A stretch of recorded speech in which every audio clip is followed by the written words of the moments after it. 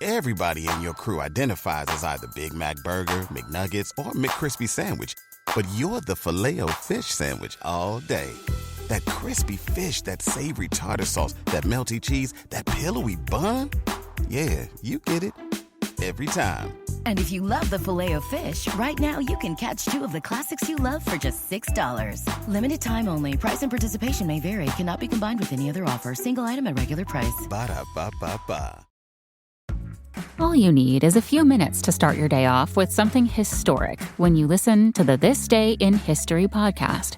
Every day there's a new episode for you to listen and learn about what happened that day way back when. So listen and subscribe to This Day in History wherever you get your podcasts. That's This Day in History wherever you get your podcasts.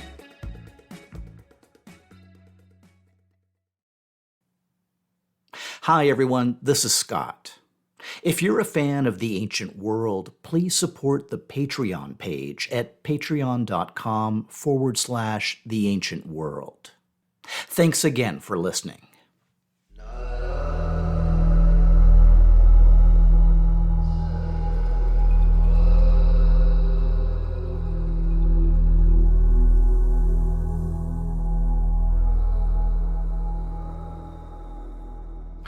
In bringing the story back to Carchemish, I need to start with some good news and bad news.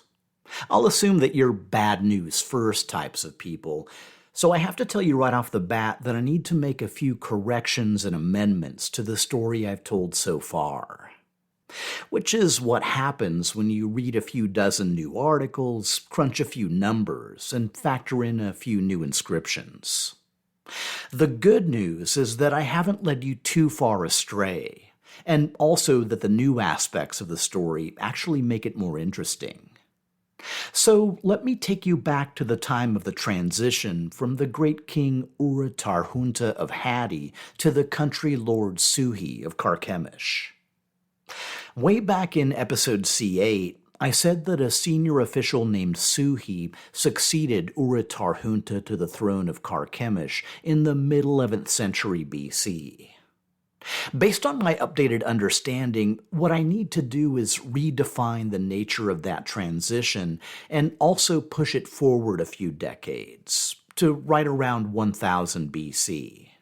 Which doesn't really screw things up too much, other than some associations I'd made to the attack of the Assyrian king Ashur-bel-kala and the report of Wenamun, both of which did take place in the first half of the 11th century. So, if you'll allow me, let me reground you circa 1000 BC in the Syrian city of Carchemish. The city's ruler is the Hittite great king Ura-Tarhunta, who can trace his line all the way back to the Hittite great king Suppiluliuma I. Sometime during or shortly after Ura-Tarhunta's reign, a large basalt monolith was raised in the temple of Kubaba at Carchemish. The stele bore an inscription in Luwian hieroglyphs concerning the great king Ura-Tarhunta, great king, hero, king of the land of Carchemish, son of Sapaziti, great king, hero. For him a dispute arose with the land of Sura, and he opposed an army. To the king Ura-Tarhunta, the mighty storm god and the goddess Kubaba gave a mighty courage, and he resolved the dispute. The text concludes by noting that Suhi, King Ura-Tarhunta's dear kinsman, the ruler, the country lord of the city of Carchemish, put up this stele. The inscription was surmounted by a winged sun disk, the emblem of Hittite royalty. In episode C8, I mentioned that, based on his name, the figure known as Suhi may have been of Sutu or Sutian extraction, with the Sutu being nomads of the Middle Euphrates.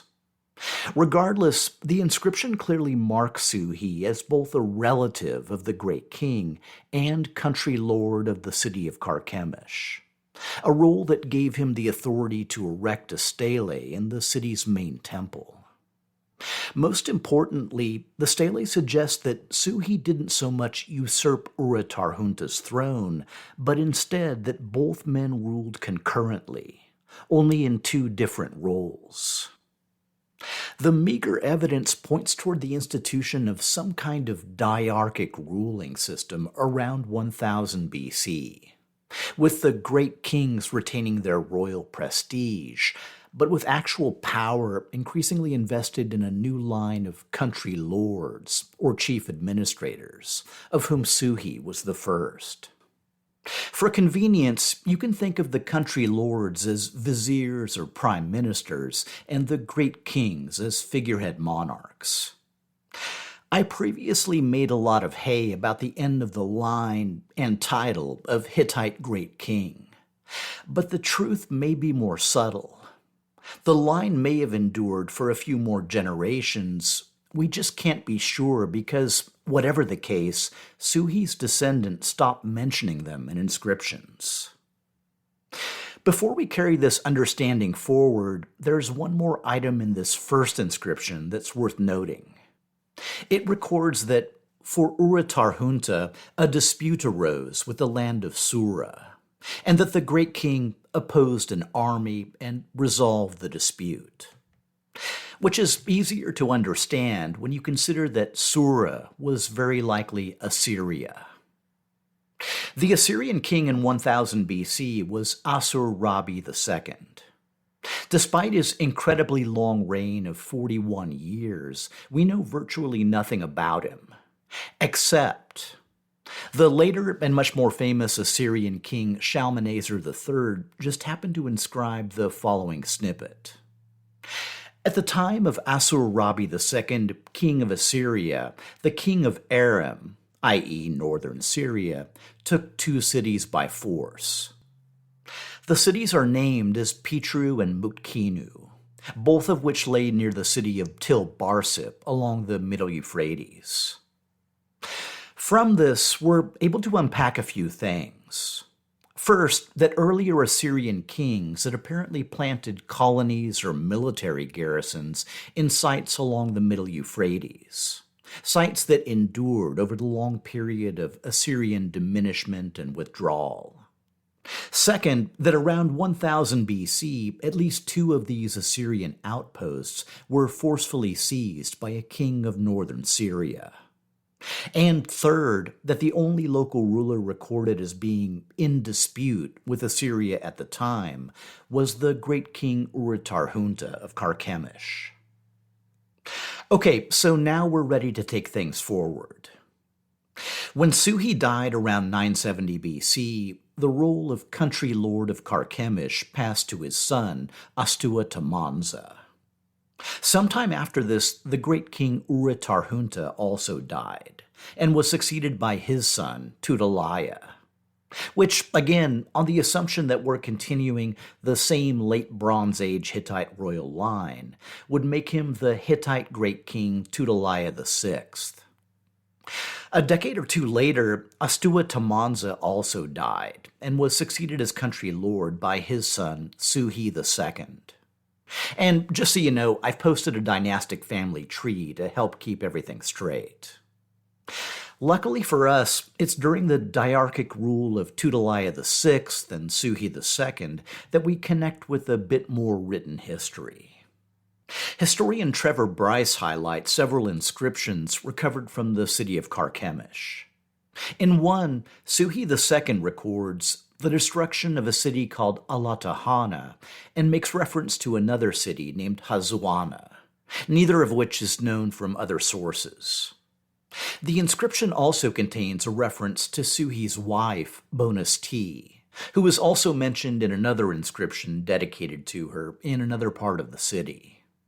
Another text contains a reference to an upcoming marriage between his daughter and a king called Tudaliah. On the assumption that this was the great king Tudaliah VI, the inscription suggests that the great kings and country lords were linked through intermarriage. It was during the reign of Suhi II that the pharaoh Shoshank invaded the south, as we covered last episode. At about the same time, the Syrian cities along the Euphrates became acquainted, or rather reacquainted, with a far more significant threat. A new eastern king had come to power, a king who, by his own admission, conquered, defeated, plundered, slaughtered, and flayed his captive enemies alive, with their skins hung over his city walls as a potent object lesson. And after securing lands to his north, east, and south, he'd begun to turn his attention west, in particular toward the Khabur River Valley. He also considered these lands to be his, or more precisely, those of his god, even if they currently happen to be occupied by Aramaeans. The ruler's name was Ashur-dan II, and he's commonly considered the first king of the Neo-Assyrian Empire. We know all this because not only did Ashur-dan embark on a series of yearly campaigns, but he also recorded them in excruciating detail. In one Aramaean kingdom known as Yahan, Ashur-dan relates that I destroyed, ravaged, and burnt their cities. I pursued the remainder of their troops. I inflicted on them a major defeat and carried off their booty and possessions. The rest of them I uprooted and included them within the borders of Assyria. Bryce notes that some Yahani preserved their lives by migrating west across the Euphrates under leadership of a figure called Gusi. By 900 BC, they'd formed an Aramaean kingdom called Bit Agusi, the House of Gusi, near the ancient city of Aleppo. And I'm happy to report that now that Syria is settling back down, at least geographically speaking, I've posted a few new maps to help keep things straight. While the slaughter and conquest captured the headlines, Ashur-dan also devoted himself to the more workaday side of governing. He relates that I brought back the exhausted people of Assyria who had abandoned their cities and houses in the face of want, hunger, and famine. I settled them in cities and houses, and they dwelt in peace. He records installing Assyrian governors in recovered territories, and that he hitched up plows in the various districts of my land, and thereby piled up more grain than ever before. By the time that Ashur-dan II died in 911 BC, Assyria was left with three main enemies: the Babylonians to the south, the Nairi to the northeast, and the Aramaeans to the west, which are exactly the same regions that his son and heir, adorned II, spent the next 2 decades warring against. At roughly the same time, in the city of Carchemish, both Tudaliah VI and Suhi II also passed away.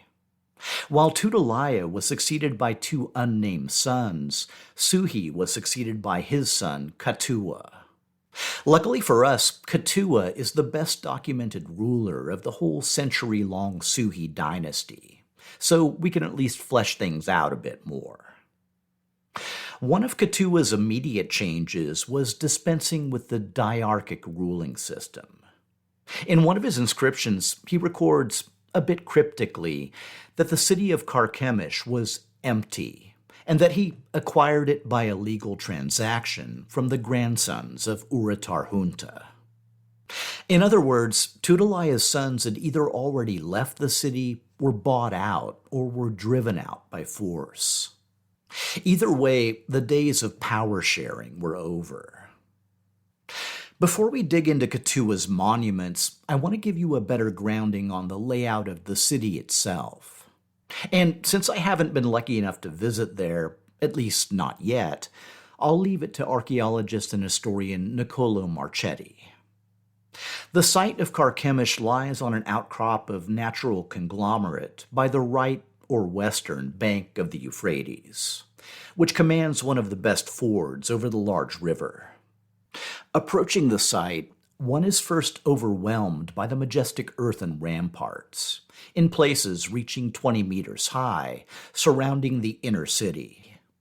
The ramparts were built shortly after 2000 BC, but continued to be used as fortifications down to Roman times. I've posted a city plan on the blog site, but for the rest of you, it's a fairly basic layout. There's a high citadel or acropolis where the palace of the great kings likely stood. There's the fortified city below the citadel, known as the inner city. And on the side of the city away from the Euphrates is the unfortified outer city. It's also worth mentioning that at the time of this recording, the city of Carchemish is literally bisected by the border between Turkey and Syria. The ramparts of the inner city are pierced by a series of gates. One of the city's oldest Iron Age features is the so-called Water Gate, the gate along the Euphrates side, which was decorated with sculpted orthostats during the reign of Suhi I. In an open area near this gate, Katuwa's father, Suhi II, had erected his own major monument, a series of large decorated slabs making up the eastern wall of the Storm God Temple, conventionally known as the Long Wall of Sculpture. Marchetti notes that the friezes depict soldiers and charioteers trampling enemies, while the ruler's wife sits in front of a procession of marching gods and goddesses led by the storm god Tarhunta. This is something I've actually seen, at least the portions on display at the Museum of Anatolian Civilization in Ankara, Turkey. And yes, I've posted pictures on the blog site. As it happened, the Water Gate and the Long Wall of Sculpture were only the warm-up acts, because the country lord Katuwa was flush with cash and keen to make an impression. Like his father and great-grandfather, Katuwa focused his efforts on the open area of the inner city near the Water Gate, not notably in the upper citadel preferred by the former great kings. And if I can channel my friend Dominic from the History of Egypt podcast a bit, let me try to put you in the framework of an approaching delegation.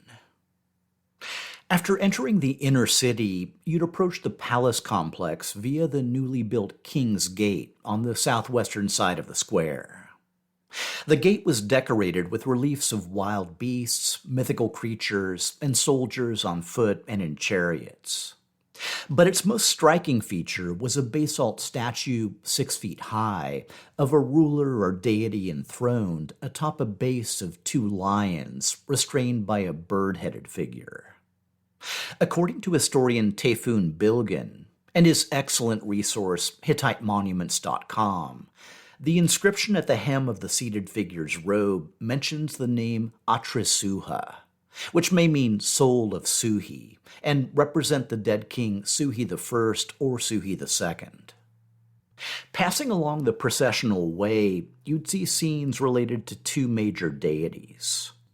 Marchetti relates that the procession of the god Karhuha features warriors with crested helmets, while that of the goddess Kubaba is made up of priestesses whose heads are covered with veils, bringing offerings, and bearded, short-kilted figures carrying gazelles or goats above their shoulders.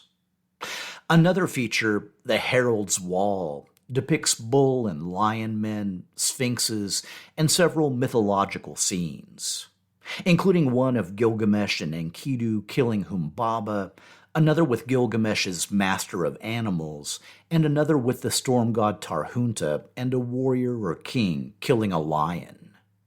And yes, I posted photos of all these online. Arriving at the palace itself, visitors would encounter outer walls composed of sculpted slabs alternating in black basalt and white limestone. Passing through an elevated monumental entrance, the visitors would then be admitted to a royal pavilion for their audience with the current country lord. In addition to building a new palace complex, Katuwa also performed a major refurbishment of the Temple of the Storm God at the foot of the Acropolis. Marchetti notes that a bronze cult statue of a storm god, with a double-horned cap and silver dagger, was recovered from beneath the floor of the temple cella. Judging by the date and context, it was likely a dedication by Katuwa. All these various monuments and refurbishments were punctuated by inscriptions, most recording as building projects, but others referencing local rebellions put down by military force. In one, Katuwa asserts that because of my justice, my lord, celestial Tarhunta, Karhuha, and Kubaba loved me. For me they set on the war chariot, they ran before me. And I wasted the lands, and I brought the trophies inside, and I came up glorified from those lands. As Bryce notes, Katuwa also presents himself as a great restorer, who built or rebuilt settlements in devastated areas, thereby bringing prosperity to his whole land. So, a bit like Ashur-dan II, only with a little less, burning and flaying. Katuwa's reign lasted from the last few decades of the 10th century BC into the first few decades of the 9th, roughly concurrent with that of Ashur-dan's son, Adad-nirari II. As I mentioned earlier, the new king campaigned in Babylonia, Nairi lands, and the Khabur River Valley. And by the way, if you want more details, you can subscribe to the Patreon page, where I just dropped a mini-episode on early Iron Age Babylonia. But one of Adad-nirari's expeditions brought him uncomfortably close to the kingdoms of northern Syria. In a clay tablet recovered from the city of Assur, Adad-nirari records that by the command of Assur, the great lord, my lord, and the goddess Ishtar, mistress of battle and strife, he marched his troops to the Khabur region. He calls the territory Hanagalbat, which is what the Assyrians called Mitanni, since this was basically the heartland of the old Mitanni Empire. Every local city he approached surrendered without resistance, and Adad-nirari records that I received the tribute of the land above and below. Thus I became lord of the land and brought it into the boundaries of my land. After crossing the Khabur, he then marched to the city of Guzana, which Abi Salamu, a man of Bit Bahiani, held. This is the first mention of the Aramean kingdom of Bit Bahiani, which was located east of the Euphrates, with its capital at Guzana or Tel Halaf. The kingdom had been founded the previous century by an Aramean king called Kapara. And if you're at all familiar with the Arameans, you've probably seen an image of Kapara. You just may not have known who he was. His colossal statue, recovered from the site, shows him seated on a throne, cup in hand, two long forelocks draped in front, and an expression of cool satisfaction. Its style is very different from anything else I've seen, and it's not the only innovative monument from the site. Excavators also recovered a striking man-sized bird of prey with bizarre telescopic eyes, originally fitted with colored inlays. These monuments are among the earliest we have from a largely Aramaean culture, one not heavily influenced by the Neo-Hittites, Phoenicians, or Assyrians. With no written records to shed more light, all we can really do is admire them. From Guzana, Adad-nirari marched south along the Khabur River, visiting, camping his army in, and exacting tribute from a lengthy list of cities, all of whose rulers he claimed to make his vassals. Approaching the junction of the Khabur and the Euphrates, he entered the territory of Bit Halupe, from whose rulers he also exacted tribute. Toward the end of the campaign, the king records that I marched to the city of Sirku, which lies on the other bank of the Euphrates, and which Mudada, the Lake, held. Adad-nirari subjugated Lake and compelled the usual tribute. And while the territory wasn't necessarily substantial, the incident was significant, because it's the first time since the raid of Ashur-bel-Kala that the Assyrians had crossed the Euphrates. Shortly after his return to Assyria, Adad-nirari II died, and was succeeded by his son, Tukulti-Ninurta II. The name was clearly meant to evoke the high point of Assyrian prestige. As you may recall from episode C3, his Bronze Age namesake, Tukulti-Ninurta I, was a powerful king who defeated both the Hittites and Kassites. In any event, the priorities of Tukulti-Ninurta II were basically the same as his father's, and he spent his reign fighting in many of the same regions, though he never crossed the Euphrates. While successful, at least in Assyrian terms, Tukulti-Ninurta II only ruled for 6 years before dying in 884 BC. His most potent legacy was paving the way for the reign of his son, Ashur-nasir-apli. Ashur is guardian of the air, better known to us as Ashur-nasir-pal II. The new king would change both Syria and Neo-Assyria in countless significant ways, many of which we'll cover next episode.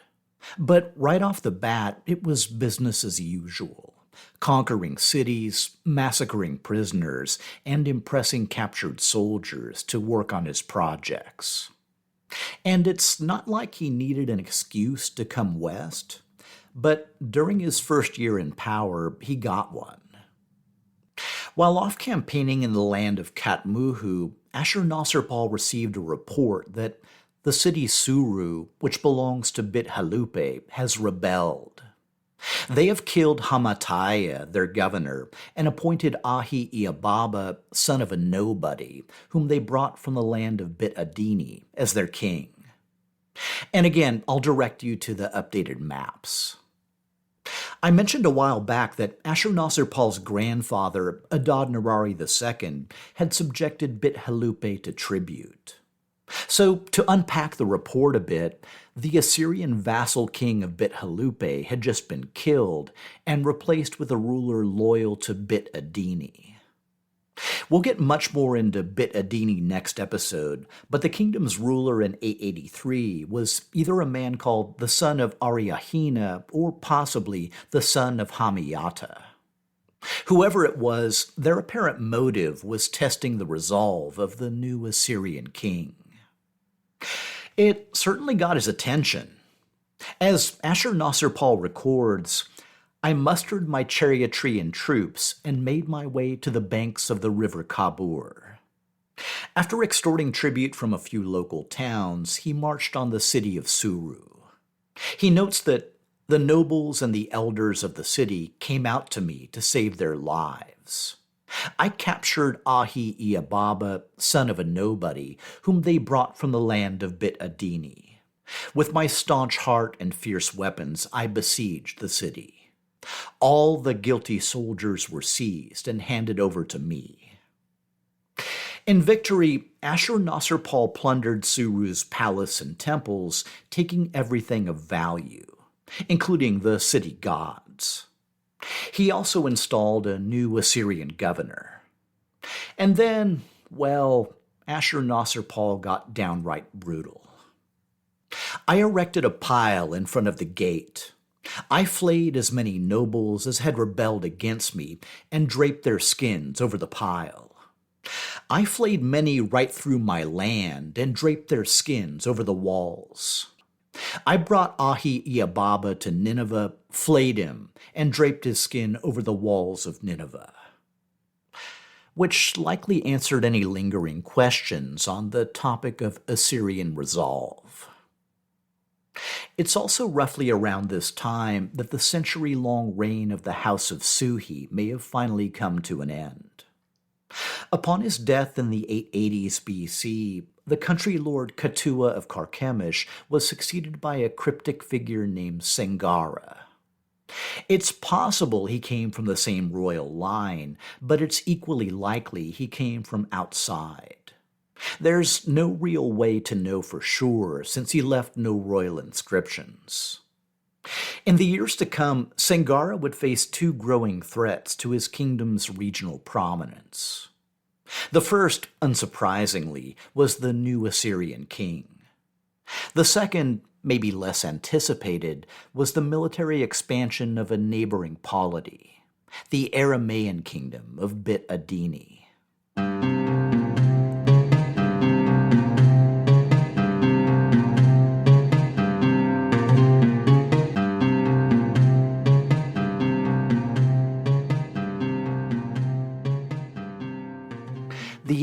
World podcast is part of the Airwave Media Podcast Network, along with My History Can Beat Up Your Politics, the Explorers podcast, and other great shows.